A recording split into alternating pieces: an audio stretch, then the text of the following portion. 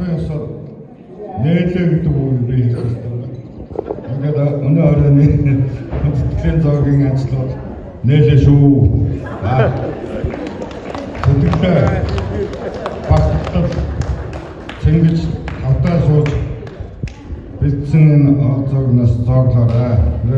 Өөрсдийнхөө дураараа яриарай гэж ингэж цэнгээрэй гэж урьж байна. Тэр дараагийн асуудлыг энэ ган тулгаар ярина. Бик өгчтэй байж байгаа. Хоёроо нэг бас хондог өргийн энэ ч одоо баярын хорлыг нээж байгаа биш.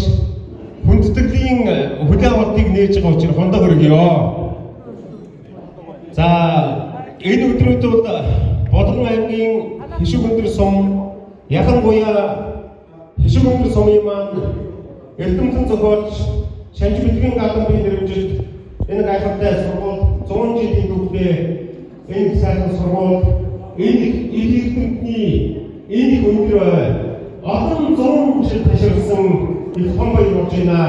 Энэ зөвхөн манай сургуулийн төдийгүй энэ улс нутгийн төдийгүй Монгол Монголын шинжлэх ухаан, утга соёл, хэд соёл, утга зохиол, яруу найраг олон их салбар ялангуяа Монгол орны маань хөгжил тэр дэвшилт оргил бүхний салбар болсон Монгол орны тусгаар тогтнолын оюун санааны баталгаа болсон их хэд соёлын маань баяр болж байна. Шанж Мэдрийн гадамбын 100 жил болно гэдэг бол Монголын их соёл утга зохиолын 100-ны том түүх яригдах ийм их том баяр болж байгаа шүү гэдгийг зориуд хэлэх гэсэн юм аа. Ингээд их эрдэмтний хүү бид бүхний эрхэм хүндэтгэл түмэн гадамбын бэлгүүдээ эрхэм доктор профессорын хэлсэн энэ сайхан ерөөдийн үг оршихолтой өнөөдөр бид бүхэн их эрдэмтнийхэн 100 жилийн энэ их ойдор гэрэл төшөөнийхэн нээлтийг үзсэн хамгийн азтай хамгийн буянтай ийм сайхан хүмүүс болж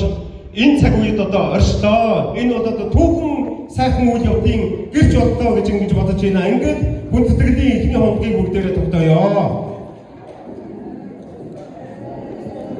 За ингээ хүн бүгдийг сайхан сургуулиасаа босож Монгол улсын төрийн соёлд Монголын их утга зохиолын Монголын их шинжлэх ухааны